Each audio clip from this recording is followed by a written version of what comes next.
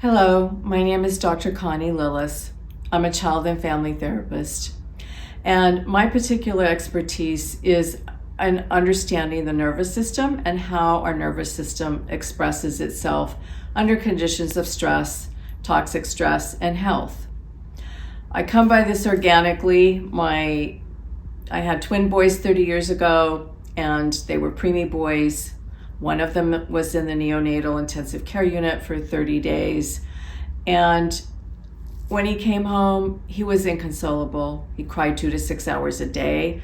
And even though I was in my early 40s and a sophisticated professional, if you will, at that time, found trying to get help very fragmenting, very confusing, and many different voices telling me what to do, and no one would talk to each other, and it was really hard to get coordinated care. So my passion is to bring coordinated care and customized care to our nervous systems, but first understanding our health, mental health, all aspects of health through our body. So given the fact that we've all been through a degree of adversity, from very intense horror and living through Armageddon-like experiences to being impacted just by the quality of the air and the fact that we have loved ones that we know that have lost everything, and some people have even lost their loved ones physically. So in that context, it is absolutely normal to expect that we're all going to have stress responses, including our children. Let me give you a story of a family of 4 children, and a fire siren goes by, and one child is jumping off the couch and can't stop jumping off the couch, regardless, no matter how much time he's been told to stop. We have another child who starts screaming and is kicking and throwing things and very, very upset and agitated. And we'll call those children who express stress through their nervous system as high energy expressions. We refer to that as the gas pedal of the nervous system, just going to high intensity. And then we might have a child who's curled up on the couch in a fetal position who can't move and won't look when someone calls his or her their name, and just stays frozen, if you will. We can have another child who looks calm and centered and looks absolutely normal, but she comes to mommy and says, "Mommy, my tummy hurts, I don't feel good, I've got to go to the bathroom." So her stress is showing up from her internal organs. And that can happen to us as parents, where on the outside we look calm, and we can call that a form of masking, but inside our bodies, maybe our heart's beating faster, muscle tension is mounting, we're brewing a headache, all those different ways in which stress can reside in our body and live on the inside, not just on the outside. All of these stress responses are normal. They're all healthy stress responses. Stress in and of itself is healthy and it's adaptive. We want to see all of us have healthy stress responses. And so that is the first thing, is to just understand that each of us can have individual differences, that our energy can go high or low or go to the inside of our bodies, and that we all can have different ways in which we express stress, challenge, and threat. So let's talk a little bit about what can trigger a challenge or threat response in our nervous system, given the context of the fires that have required evacuation and us being in a state of stress that's gone on for several days, if not a week at a time. So our stress gets registered in our bodies through our senses.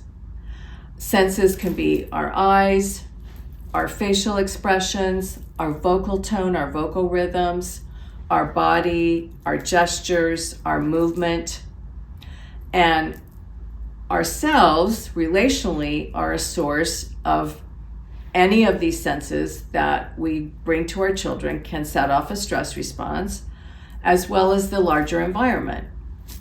So the sounds of the sirens, or the sounds of the wind, or seeing something visually that's red, or that's the word fire or danger.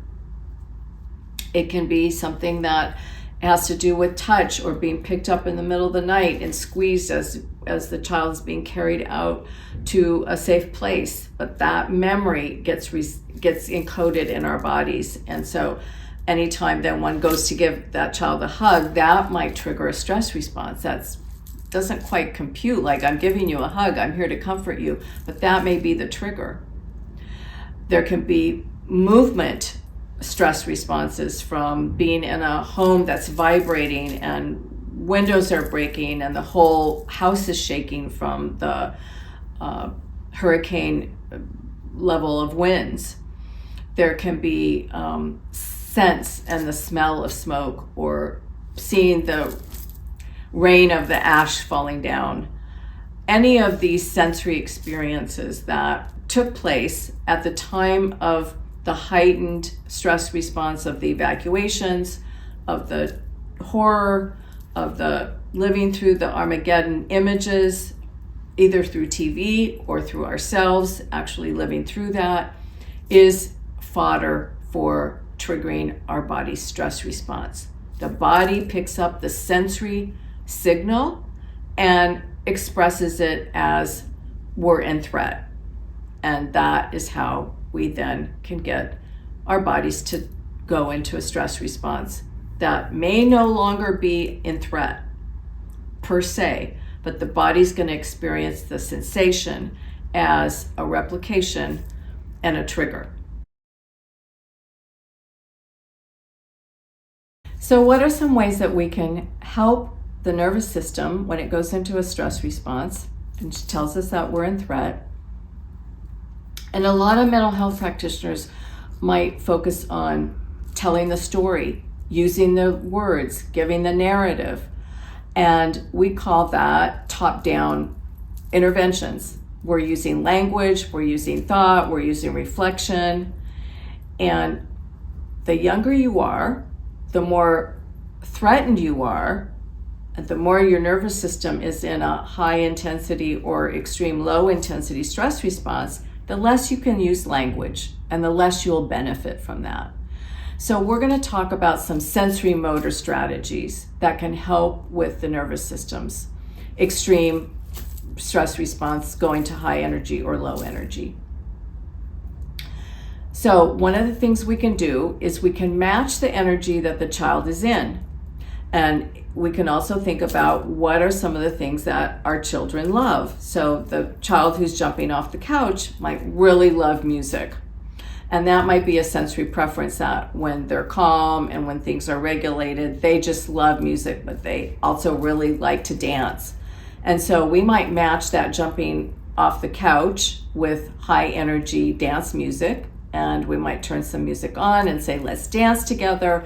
And we're trying to match that energy and just start to shift it from aimless wandering, jumping off the couch to dancing together and starting to bring that energy down. And if that works, terrific.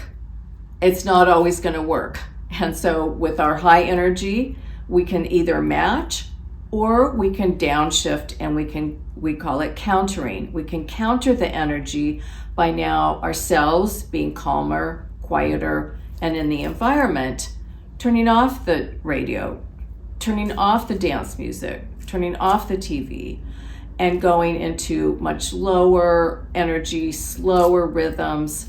Maybe we stop talking. Maybe we just sit quietly and offer ourselves by saying, let's do some jumping together, and let's slow that down, and let's see if we can start to sing a softer, lower energy song together. Something that brings that energy down. For children who are rolling around on the floor and they're kicking, we might have something where we can put a heavy blanket on them to help hold some of that energy, and they can push up against that blanket that gives them a way to release the energy, but it starts to slow down those muscles that are working so hard to thrash around. And in terms of low energy nervous systems, we can match that by being calm, quiet, lowering the surround of the environment, making it calmer, quieter, softer, maybe doing a simple foot massage or hand massage. And if that brings your child back out into what we call the green zone, they're calm, they're present, they start to engage again, that can work. But I can't say enough about trial and error, which is that you're going to try it, and if it doesn't work and it doesn't shift them, you're going to try something else. So countering the low energy might be going back to having more vibrant expressions, having more vocal tones and vocal rhythms that are faster, and we start singing and we turn on the music and we do some dancing and see if we can pull them up into more energy. And our children who hold a lot in their gut or inside their bodies, or you yourself, like your heart might be pounding, you might look green and calm on the outside, but your gut's churning, your heart's pounding, your muscles are tense, you're brewing a headache. Those, again, are trial and error, in which do you need to be matched in some way that helps you feel held with some more energy, or do you need to be countered? And that, again, happens through trial and error. And oftentimes our internal organs need a calmer, quieter, soothing environment so that we can start to relax and let go, rather than the tense, frantic energy that can happen when we've got so much to do, so much cleanup to do, so many things to do to even move back into our homes in the future, or just to survive and get caught up with the debris and the damage that might have happened to a home, or just the whole energy in our Los Angeles basin that's impacting our internal organs. So experiment. Don't be afraid to try matching energies. Don't be afraid to try countering energies. And find the right ingredients for your child's nervous system and your own. And those can be different. What calms you down isn't going to be what necessarily calms your child down or your partner down. And so understand that individual differences are what's key here in helping us all re-regulate and get back to a place where we can feel calm, safe, and connect to each other. So thank you for listening and your time and attention to this. If it's useful, please share it. And I'm a Pasadena resident. We're all in this together. We're going to get through this through being able to co-regulate each other's nervous systems and get back to engaging with each other, communal living, sharing our homes with each other, being able to provide resources to each other. All of that helps our nervous systems be able to recalibrate and come back to feeling that we have some safety in the midst of chaos. Feel free to also get the handouts that are available to you. And we have a free starter kit that has 8 individual handouts with accompanying videos. Most of them are also translated into Spanish. And we just welcome you to engage and make use of these resources and to share them. We're in this together. We're going to recover together. And we're going to learn better how to co-regulate each other and our children and get ourselves back to safety. And by doing so, we are building resilience through adversity. This is how we grow and how we become able to survive and to get stronger through the challenges that we have. Thank you, and bye for now.